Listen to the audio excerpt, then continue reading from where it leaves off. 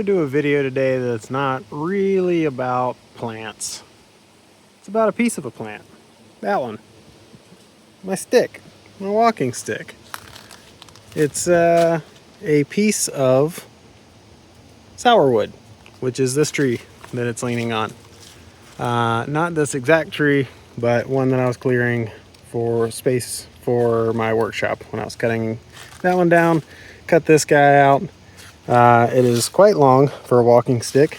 You can see various areas where my hands have polished it.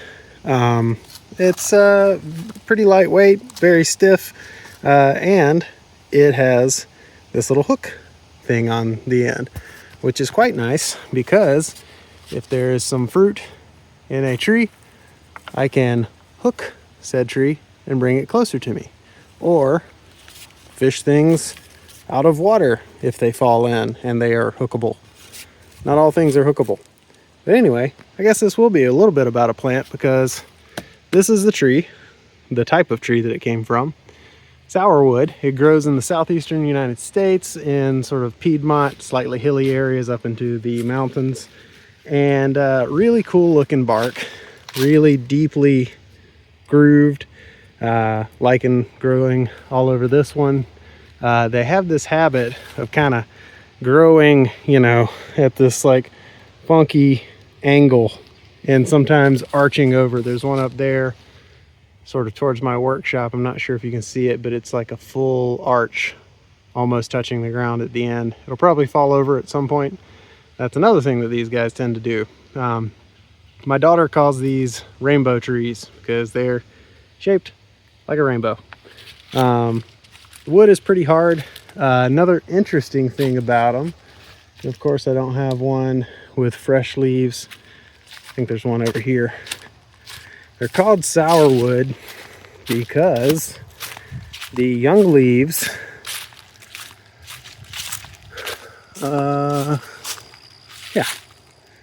so late in the season, so it's hard to find any really young leaves, and the deer have been munching on this one, it seems.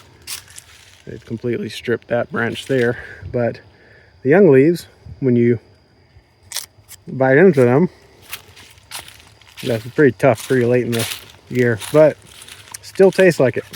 Tastes like almost like a wood sorrel. It is oxalic acid in there, so you don't want to eat a ton of them, but it's kind of neat. And in the spring they're a lot more tender, but yeah, anyway, back to the stick. So yeah, cut this down when I was clearing space for my workshop, and yeah, take it on hikes every once in a while. All kinds of different arrangements for the hand. You can carry it like that. You got your little thumb pad there, all kinds of stuff, and flip it around, do that number. Balances right there, which is why I got that little hand polish spot in the middle.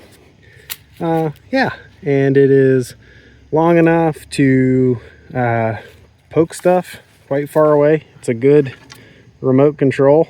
And you can poke all kinds of stuff with it. You can poke like wet, gooey stuff, you know. You can poke dry stuff. You can poke yourself. The sky's the limit, which you can also poke. And you know, it's long enough to also sort of prop up, rest your chin on, and stare wistfully and thoughtfully out at the world.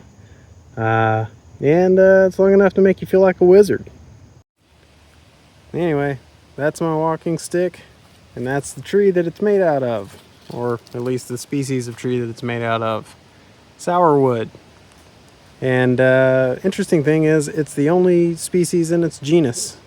So that's kind of neat.